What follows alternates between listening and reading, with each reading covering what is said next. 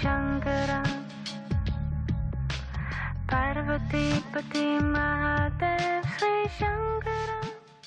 Namaste, it is Sahara Rose, and welcome back to the Highest Self podcast, a place where we discuss what makes you your highest evolvement. This is a really magical episode because this is when I've become my highest evolvement.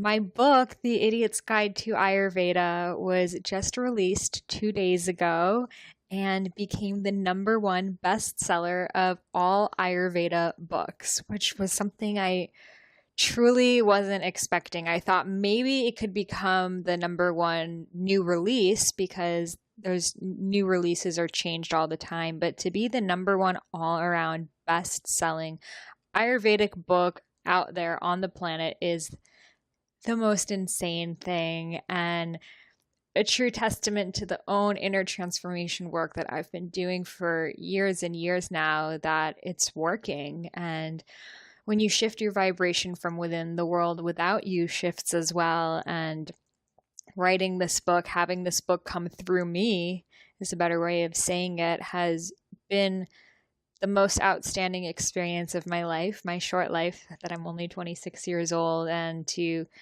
have my book be next to the works of Deepak Chopra and Dr. Vasant Lad and other Ayurvedic practitioners who've done so much amazing work is truly beyond describable words. And the book became the #3 new release in all mental and spiritual healing books. So my book is right now right in between The Medical Medium, who's at #2, and Dr. Mercola, who's at #4. So Dr. Mercola, like, oh my God, I grew up reading him. How is my book in front of his right now? And The Medical Medium is just like insane, amazing medium who can tell what diseases you have just from looking at you. I've been subscribed to his list forever. So to be between these two is such an honor, such a blessing. And I can't take the credit for it because it was all given to me by my spirit guides. It all has channeled through me. And to me, writing, I was just thinking that I actually feel more like myself when I'm talking and writing than when I'm silent, because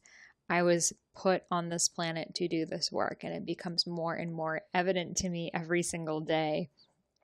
I was given this voice that I receive so many comments all the time from you guys saying you just loved listening to my voice, and I was given this voice so people would listen to the message. I was even given the space. I have a very friendly, cute Kapha face.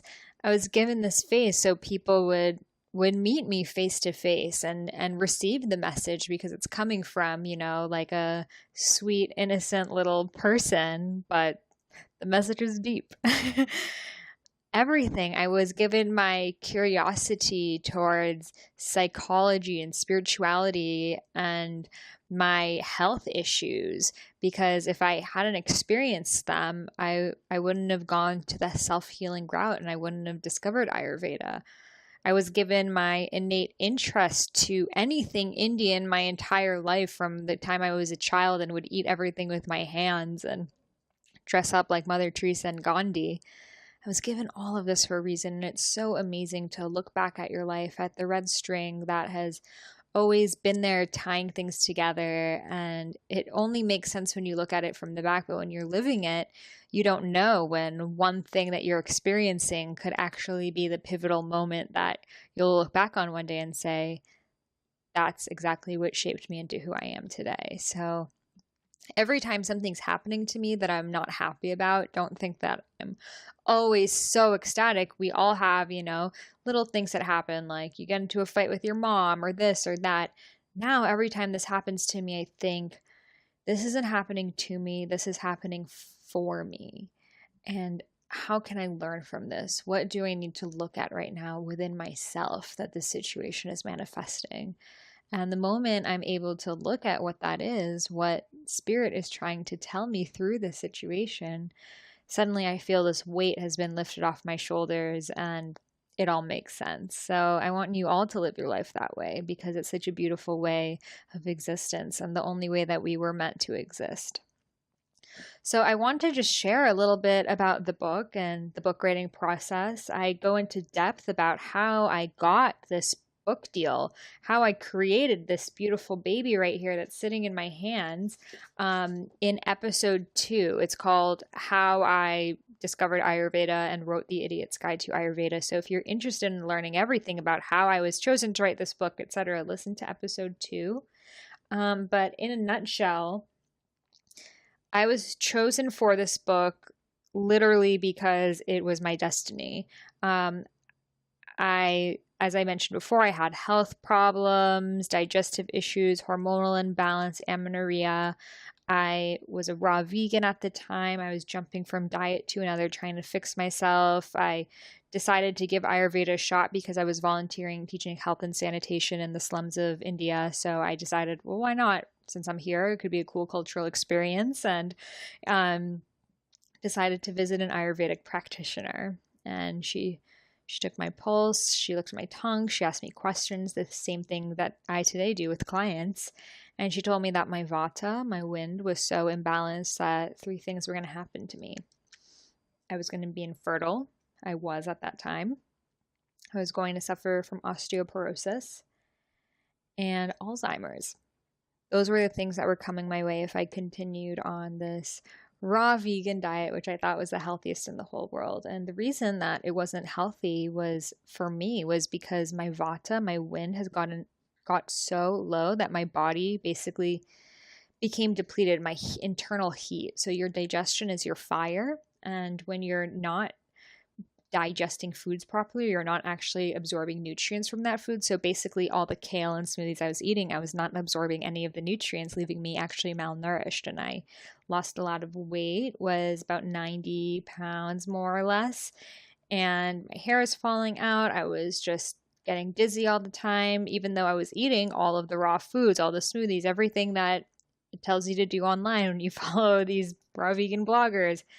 And it wasn't working for me, and I didn't want to admit that fact because, first of all, I was orthorexic. I was scared, and also I had an eating disorder in the past. It was also like this feeling of superiority, like, oh, I only eat raw foods. It's so good for you, da da da, and not knowing that it was actually extremely toxic because when you're living your entire life surrounded by what you're going to eat, what's your next meal, you're planning one meal while you're consuming the current one. That's not a healthy way of living.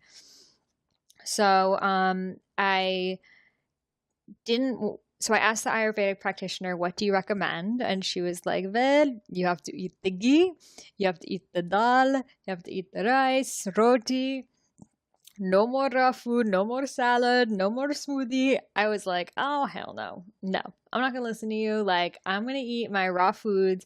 This doesn't make sense.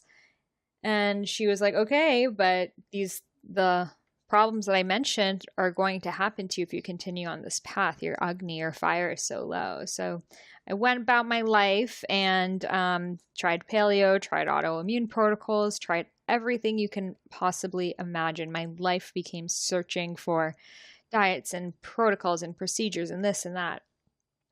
So eventually it brought me back to Ayurveda because Ayurveda is a health system focused on digestion. And I decided to look more into it, but still didn't want to eat the traditional Indian Ayurvedic foods. I still wanted to keep it vegan because that was really important to me. And I wanted to include just modern ingredients. I wanted to have chia seeds and maca and things that we have in the West that didn't exist in ancient India.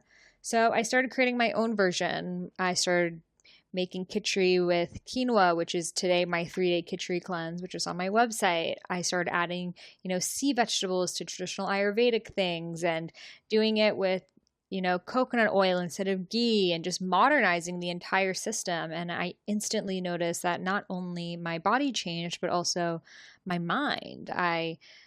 I realized that so many things, my insomnia, my incessant worrying, and just like always being in the future was all related to my diet. And since my vata, my wind was so out of balance, I was experiencing these symptoms in my mind as well. So the moment I changed my diet to include more grounding foods, I mentally felt more grounding too. Probably if I recorded this podcast episode at that time, I'd be talking super, super fast. So You can even hear it in my voice that I'm much more grounded, even though I still do tend to talk fast, but it's because I'm trying to get as much information in here as I can in a short amount of time.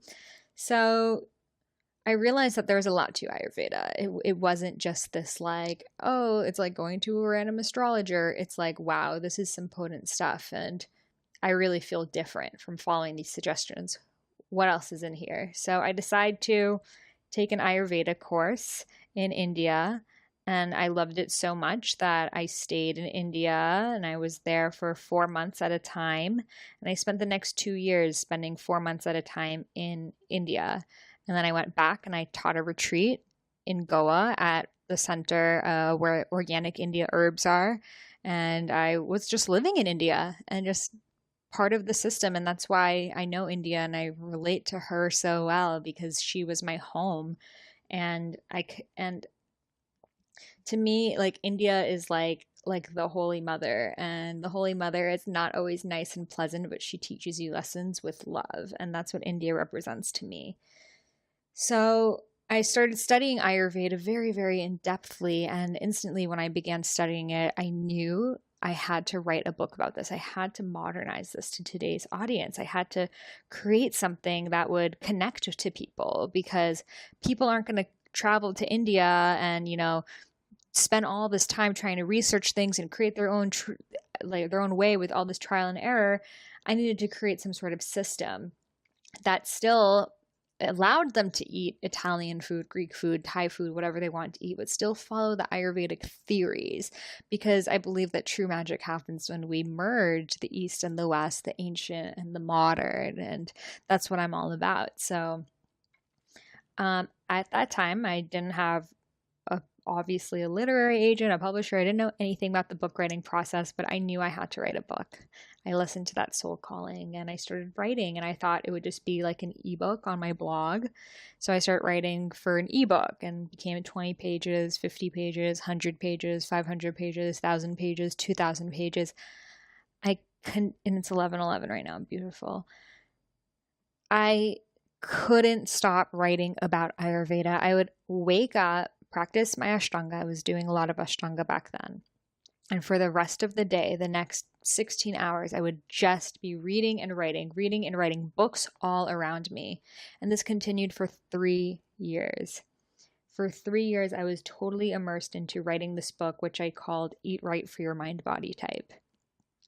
So a lot of people are like, oh, how long did this book take? I'm like, well, this book or like the process it took for writing the book that became this book, because they're two different things, but both had to happen for this project to come to life. So people thought it was weird. They were like, why are you spending all your time and like secluding yourself to write this book that you don't even know it's going to come out? And no one believed in me. Definitely my parents didn't. And it was definitely really a tough time in my life because people were like, you need to get a job. You need to be more focused. You need to be more realistic and clear. And my parents were afraid for me. Genuinely, they were, because I ended up going to Bali and I was living in Bali in the jungle for some time because I just needed to be by myself and write this book. It was so clear to me that you need to 100% dedicate yourself to Ayurveda and be living and breathing it and studying with the very people who practice it. And it wasn't easy. I did Panchakarma in some very, very intense places in Kerala, the oldest Panchakarma center, which is definitely not for the faint of heart. I was in the slums and I would still go in the slums and teach, and I had got parasites. I've had dengue. I've had tons of diseases that you can imagine because I would eat whatever they ate. And if the villagers offered me, water from the Ganga out of their hands, I would drink it. And I 100% immersed myself in the culture. And I truly feel like that carries through in all of the work that I do. So I eventually finished writing this book, which took a really long time because I didn't have a direction. I didn't know what it was going to become. I didn't have an outline. And the part that took me the longest was not the actual writing it, but it was that I would spend weeks and weeks on writing it in a certain way, and then I would suddenly be like, actually, no, the tone needs to be like this, or this chapter shouldn't be here. Like, should it include non-vegetarian things? Should it include spiritual things? Should it include this? Should it include that? And I had no one to bounce ideas off of. I didn't know any single person who practiced Ayurveda. I was totally on my own. I didn't have any form of community. I was like literally, I mean, for a period of time, like 6 months, I was just living by myself, like with a Balinese family who didn't speak English. So very, very just deep within myself, which is why now I'm so comfortable with myself. Like Vipassana silent retreat, like throw it at me. That sounds fun. Like I love being on my own, but I had to really go to deep places within um, to be able to create my best work. So that was a time of just isolation and dedication in my life. And I think when you look at like all great writers and authors and stuff, they've all gone through that. Like, I don't know who it was, some famous poet, he just like lived in like a log cabin in the woods by himself. And that's how he would make his work. And that was the period that I was in. So I finally finished the book. I hired with my own money. I paid for editors. I got graphic designers. I did a lot of the graphic design myself. I would teach myself everything. Even my website, like teach myself HTML, teach myself everything because I had no budget for any of this. It was literally just a college girl on her own trying to create something out of nothing. So when you guys tell me, oh my God, I want to be a healer. I want to do this. I want to do that. But like, I don't know how. It's like, just do it. Just do something. Do whatever it feels right. You don't need to have the end goal. You don't need to have a plan. Just be working. Just be in motion. And as soon as you're in motion and as soon as you're acting, then things start moving. But if you're not moving, things won't get moving. So finally finished the book 3 years later. And at that time, I was like, kind of living in I was between Los Angeles and India. I didn't really want to live in America. I didn't like the shopping malls and the culture, and I thought it was really intense, but things had gotten really bad with my family that I sort of had to be in the US because they didn't want me traveling anymore. So I was like, oh, I'll just stay in Los Angeles because my grandparents have a place here, and I'll just stay here until I can figure out a way to go to Ecuador. That was my next destination. So while I was here, a friend of mine invited me to a dinner. At the dinner was my friend Maria Marlowe, who I mentioned in the episode, and I have an interview with her coming up, and she wrote a great book as well called The Real Food Grocery Guide. And she had a book coming out, so I was like, can you like tell me a little bit about the process or what it's like? Da, da, da. So she ended up introducing me to her literary agent. I sent her literary agent my book, and she loved it. So she was like, okay, like let's shop publishers and I'll represent it. So I signed the contract with her, and literally the day later, I kid you not, the day later, or like 2 days later maybe, she gets a call from the Idiot's Guide group at Penguin Random House, Alpha Publishing, and they're looking for someone to author the Idiot's Guide to Ayurveda. And they had an author, and she was 4 months in. You have 6 months to write the book. And after 4 months, she quit. And it was too much work for her because this book is super systematic. It's super hard to write. You have to outline like every single paragraph, every single detail before you write, and you must stick with it. And you have to every page and a half have like a fun fact, this, that. It's not like you're just sitting there like channeling information like how I was for 3 years before that. Total opposite. So long story short, basically they were like, here's the table of contents that author wrote. They sent it to me and they were like, revise it. Let's see how you would outline the book. You can change it if you want, or you can just leave it the same. It's fine. So most people would probably leave it the same, change a few things. And I had a week to do it. And I changed every single thing. There was not one point in there that was different. I added like sections on yoga and self-healing and tons of stuff about spirituality and digestion and nutritional disorders and all of these things that for me have been paramount in my own healing experience. And I felt like if I wished to have a book on Ayurveda, it would be this book, because I spent so long just sifting through Ayurveda books and texts, and like some had some good information, but they didn't have that many. They were either too basic or they were too like old school, or I couldn't find anything that was like had it all, the information, but still accessible. It didn't exist. And what a shame, because there's such beauty to the system. So I put it together and I sent it back to them that same day. And they were really amazed that I was able to put together such an in-depth table of contents, and for a 400-page book. And table of contents, not just like the chapter names, it's like every part of the chapter and the subchapter after that and all of it. So, and again, pure channeling, pure source coming through. How could I have known? And also the fact that I'd spent 3 years writing an Ayurveda book before primed me for being able to very quickly explain this concept and know exactly how to teach it. So they gave me another week to write the first chapter so they could see my writing style. And again, that day came through and I sent it back and I was immediately hired. And at first I was like, okay, well, I guess I'll just like do this book and then it'll be my foot in to get Eat Right for Your Mind Body Type published. Because that was really what I wanted to do. Like this book was like Idiot's Guide to Ayurveda. Like what? Like, and you know, I didn't think it was going to be what it is right now, to be honest. I thought it was just going to be like kind of like something I did to just say I'm an author so I can then do my own book. But then as I was writing it, so at first when I started writing it, I was like, well, I can't put all of my information from Eat Right for Your Body Type in there because then no one's going to read that book if all of the information's in here. So it was like really tricky because I was like, well, how do I not put the information? Because it's like necessary for Ayurveda. I can't like think of all new information because it has to be based off of the Shraka Samhita, the ancient Ayurvedic text. So I was like, you know what? I'm just going to put everything in there and then Eat Right for Your Mind Body Type will just be a little bit more of like just nutrition stuff. So I gave myself an outline. Every single day you're going to work on one chapter. I had a standing desk. I used a standing desk the whole time. And I just powered through. I would every single day practice yoga for 2 hours, come home, eat my lunch or smoothie or something light, eat a piece of chocolate, and then get to work. And in the afternoon, I would just stop to walk my dog Chubby, who I had just gotten at that time. He was a tiny little baby. And I would just walk him outside, be by the ocean for like, maybe an hour, and then come back and get back to work.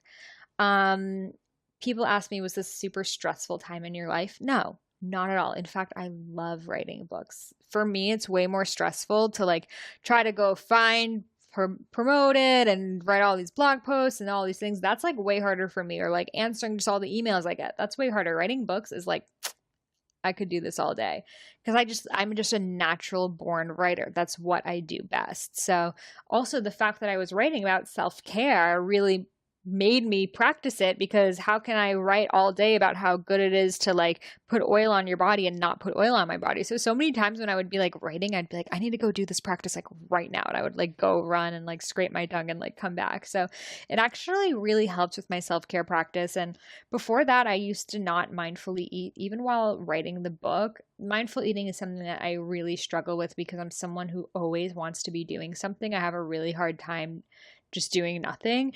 So for me, just sitting and eating is like, well, why don't I use that time to also do some stuff on the computer, check emails, go on Instagram, respond to people, blah, blah, blah. So that was the biggest game changer for me, because now after writing the book, every single day I eat a meal, I sit down, I breathe at least 10 times. I come into a state of presence. I look at my surroundings. I touch my heart. I honor the food. I smell the food. I take small bites. I cut it up. I make sure everything that I need is there on the table so I don't have to keep on getting up. Like, I would not do any of that before. I would just kind of like chop up some random things and eat it standing up in the kitchen, like stuff it in my face and like throw a bunch of tahini on and be like running back and forth to my laptop and then like throw some apple cider vinegar on it. Like, it was a mess. And just that one thing, like if you're going to take home one thing from the book, like just mindfully eat, even if you're eating like a hot dog, like it's going to change the way that the hot dog affects you when you're being mindful about it. So yeah, I got more into the story about then later how I met Deepak Chopra. I have a whole episode on that. That's a whole long other story. So look at that. I think it's episode 14, which is my lucky number. So now the book is out, and it's amazing to see that my thoughts are physical. It's like you think of something and then you're holding your thoughts in a way. Like I remember Danielle Laporte, who's a great writer. She said, I I paid for this house with my thoughts.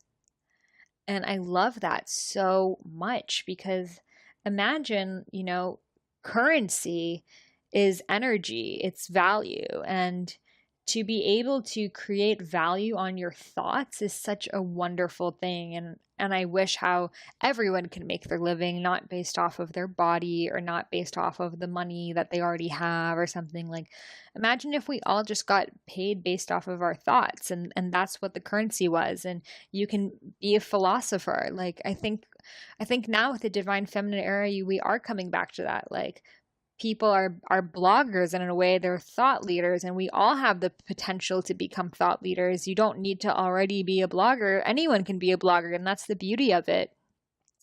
You don't need a connection or anything. I was literally just a random person, just like me or you or anyone else, who had a dream and a vision, and I created all of this with my thoughts. So I just love that idea of like building a house based off of your ideas.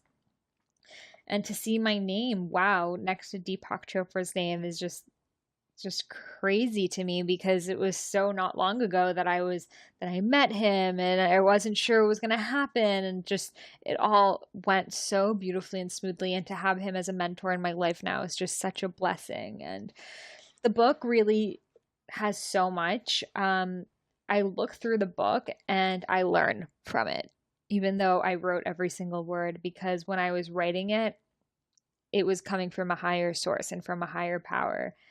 And the way Ayurveda was created was, it was an orally passed down tradition for several thousands of years before it was ever written down in the Vedas, which was written 5,000 years ago. And the Vedas are the world's oldest recorded text. The word Veda means knowledge, and Ayurveda is the knowledge of life. It's basically how you should live your life for optimal well-being. So wellness, food, nutrition, also, but yoga, spirituality, meditation is all part of Ayurveda. So people say like, oh, well, I don't know, I don't want to eat a certain way or this, that, like all of it. It's life, it's lifestyle. It's how you wake up in the morning, how you go by your everything, how you feel emotionally. This is all part of Ayurveda, as well as medical system, surgery, all of that is all part of Ayurveda. And in fact, Western medicine comes from Ayurveda. And I explained in the book where Ayurveda comes from, how it passed through the Silk Road and it made its way to the east towards China, became traditional Chinese medicine, became macrobiotics, went through the West, became herbology and modern Western medicine. So it's truly the foundation of all health systems. And who came up with it? So the rishis are basically the spiritual people, pundits in India, and they were very, very deep in meditation. And in this meditation, it came through them that they must share this work, these very specific techniques and information and doshas to help mankind. And they began to orally pass down this tradition. It went down generation to generation. They don't know how long, but at least 2,000 years, until it was recorded in the Vedas. So there's no one founder of Ayurveda. It is a group. It is like a group created thought, like an amazing idea that like people have all around the world. It's basically what happens when highly, highly spiritual people allow their thoughts to open up and come through them. And it is the system of healing given by the gods, essentially. And I truly believe that when I wrote this book, those very gods were coming through me, because this book is magical. And it would be cocky if it was like a memoir of myself and I was like, this is magical, guys. This is amazing. Or even a novel. I'm like, it's so well written. But I can say that because I'm not taking credit for it. I'm just the vehicle for it. I'm just the person who wrote it, and I was the one who has chosen to share it because I have a loud voice, and because I like to talk, and because I will work endlessly around the clock to share this message. And that's why it chose me to manifest and come through. And I know that this is just the beginning. And I will do whatever I can to make sure that everyone on this planet is able to benefit from this work. So if you don't have the book in front of you now, what you waiting for? but it goes through lifestyle practices for each dosha, from yoga and meditation tips, the times according to dosha, which is like the circadian rhythm of having certain times of day where it's best to do certain things. So I talked about this a bit in the virtual launch party, but 6 to 10 is kapha time, 10 to 2 is pitta time, 2 to 6 is vata time, and then again it goes back into kapha time at 6 to 10 p.m., 10 to 2 a.m. pitta time, 2 a.m. to 6 a.m. vata time. So I go into depth about that in the book. If you're like, wait, what does that even mean? It's basically the best times of day to do things, the best time to eat, the best time to exercise, the best time to meditate. It's all actually based on how your energies are at that moment. And I also share in scientific research to back everything up. I share insights on from the Scientific American about how it's actually proven that when you're using electronics at night, it's throwing off your entire system, and it's decreasing your levels of melatonin. And a lot of, actually really most of what Ayurveda is about now is being proved by science and medicine. And something that Deepak and I want to do is create a publication that proves Ayurveda with Western scientific medical research, because that's the way that it will be funded more, and it can be part of hospitals and things like that. So that is really the next step for me. After, I'm going to write a cookbook and my highest self book, but afterwards I want to get this institutionalized and get this recognized. Because that way, when Ayurveda is recognized, then we can have Ayurvedic practitioners, we can have a board of Ayurveda, we can have insurance cover it, we can have preventative medicine, because now it's happening with acupuncture. It's happening that acupuncturists are being covered by some insurance policies, not all, but it's been a fight, before chiropractors were like, no one visited a chiropractor. Now so many people visit it, so normalized. And I think part of my mission on this planet is to make Ayurveda normalized. So watch this space. So in the book, I discuss morning rituals, nightly rituals. I go into depth about neti pot, nasya, oil pulling, dry brushing, tongue scraping, all of that self-care stuff, which I know a lot of you guys are interested in. I go very, very deep into nutrition because I am a nutritionist, and I talk about the digestive fire, the 6 stages of digestion, the different types of digestive fires and what they all mean, and the right foods for them, nutritional disorders, qualitative disorders, the 7 dhatus, the body parts, and what each body part is. I put tons of tables and graphs everywhere. The publisher was like, there's so many graphs in here, but that's how I learn. I'm a very just visual learner. And if it's just a bunch of words, sometimes it can be hard to understand. So I love creating charts. So I have charts all in there. You can see on page 192, there's a great chart on the dhatus, which are the different layers of your body, and what body part they're related to, what it's like when it's balanced, what it's like when it's imbalanced, and in too much and too little, because imbalance can go two ways, increased or decreased. So what happens if you have excess fat, too little fat, excess bone marrow, too little, excess reproductive tissues, too little, etc. So I'm really excited for you guys to read that. That's in chapter 14. Always 14 is showing up. And I go into the tastes of Ayurveda, the 6 tastes, which tastes each dosha should have. So in Ayurveda, they didn't use calories and macronutrients. They did everything based off of taste. So sweet foods were foods that had more grounding properties and more building, like fruits and sweet potatoes and things like that. Salty foods, again, they're more binding, like sea vegetables, and they contain minerals, but too much can make you retain water. Then we have bitter foods, which are very detoxifying, pungent foods, which are really kind of heat inducing, like onions, garlic, spices, and astringent foods, which is dry or raw, like turnips or green beans. And it's also very cooling and drying. And on page 204, I have a chart that explains all 6 tastes, what action they're related to, what source they're from, what dosha it increases, and what dosha it decreases. So guys. It's a lot of information in here. I'll do some other podcast episodes where I go into a specific chapter and I talk about it. And I'm also going to be leading a live program as well. If you want to dive in, it's called Doshas and Dharma.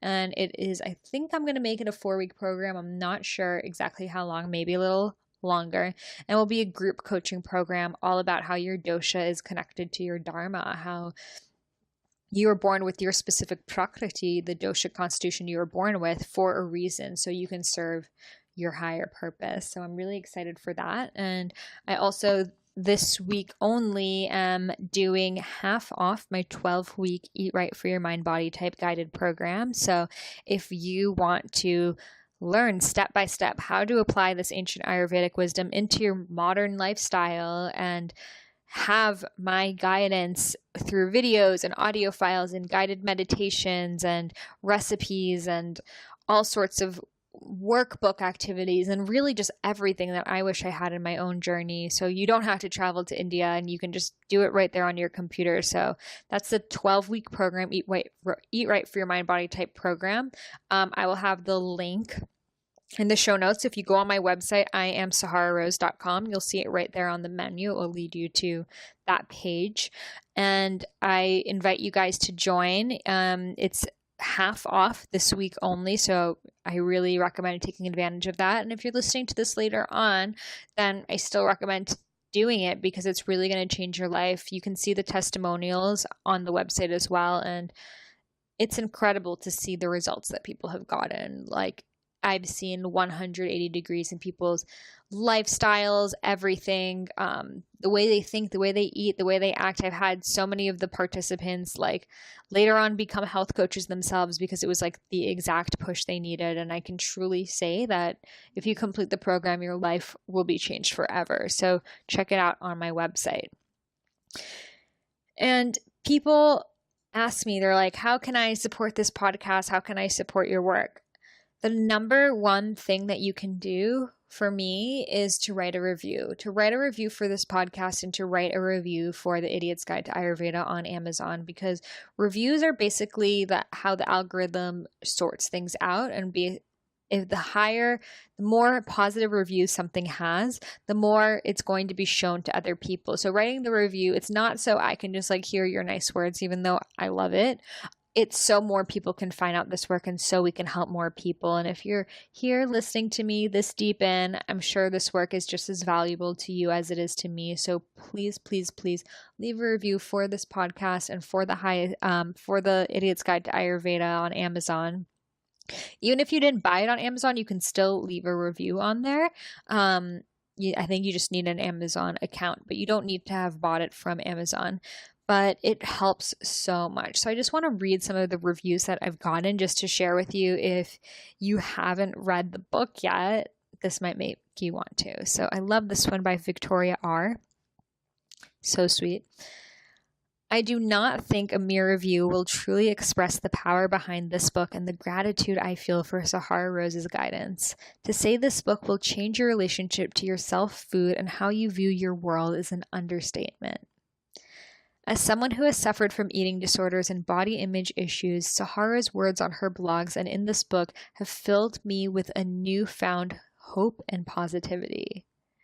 Filled with ancient wisdom, her guide creates a very different approach to healing than what the Western world experiences. In reading through, the information is presented with compassion and absolutely understandable. She beautifully melds the old with the new. Plus, it is fascinating to read. It seems as though I am entering into knowledge that has been locked away from me for a long time. I feel the love permeating through the work. All is written from a place of utmost care. If you wish to heal your mind, body, and soul, take the step to purchase this amazing gift. Give it to people you know. Tell everyone. Oh my gosh, thank you so much, Victoria. So sweet, so kind. Thank you so much for sharing this, and it truly means the world to me that you find it as a gift and that my words can relate to you and help you in any way. So thank you so much for inspiring me and sharing this with so many others. I want to share another one by Betty W. Oh, Sahara, you sweet and loving soul.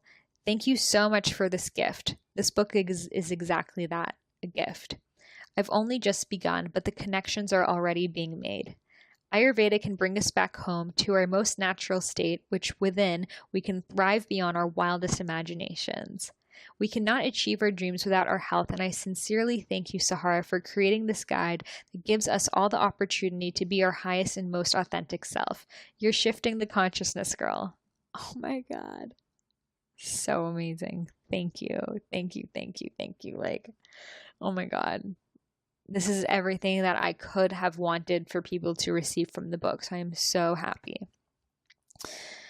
So I won't bore you guys and read tons more, but I won't kind of want to, because all of you deserve so much respect for taking the time to write these reviews for me. And every single day I come out here and I do this work and I share with you and I create these posts and I respond to all of you because I want this effect, and I want this effect to ripple out, because when you feel amazing, you're going to treat everyone around you amazingly. You're going to transform the entire vibration of the planet because you are operating from a place of love. So someone else was saying how the book gives you oils and recipes and practices, and how this shows you that it helps you to become your highest self. And that's really what it's all about. Because when we're taking care of our bodies, when we know what the chakras are and things like that, we're actually making ourselves better people. So it's not selfish to take care of yourself. It's not selfish to read a book and to take time off and to do what's right for you. In fact, it's the most selfless thing that you can ever do, because the people who say, oh, it's so selfish if you're taking that time, they're operating from a lower vibration because they're not seeing the big picture. The big picture is that when I am at my highest self, the world changes. And if we all took that responsibility of making ourselves the highest self, then naturally we're going to help one another. It's just going to come as a natural result. Whereas if we're depleting ourselves, we're exhausted, we're tired because we're trying to help everyone else around us, well, what happens if you don't put your safety mask on first? Everyone's going to suffocate. So please, please, please, if you feel like I don't have the time to read a book, I don't really read books anymore, I get it, but you need to, and it's not selfish. And if you have time to watch TV, to go meet your friends for a drink, to go to a yoga class, and you have time to read, because this is yoga in practice. This is union with your higher self. And I can truly say that reading this book is going to help you more than really any other practice that you can do in your life, because it contains all of the practices and it contains the tool book on how to utilize these practices to best benefit you. I had people say they finished the book in one day because they couldn't put it down. And I feel like if you're someone listening to this podcast, you're going to be one of those people.